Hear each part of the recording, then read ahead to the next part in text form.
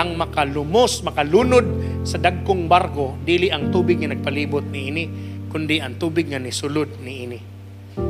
Kung imong tugutan ang emosyon sa palibot, musulod sa imuhang kasing-kasing, you will start to drown. You're going down. Please, don't allow.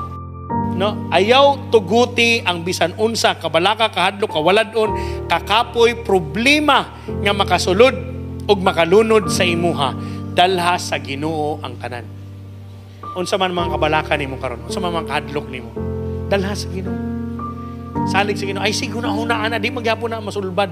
Kung ikaw ra, dalha sa Ginoo aron masulbad na. Unya madawatan nimo ang kalinaw sa Ginoo. Wala pa gani diha, pero naanaan mong kalinaw, kahibalo ka that God is going to show forth His glory anytime soon. Amen ba? Does that make sense?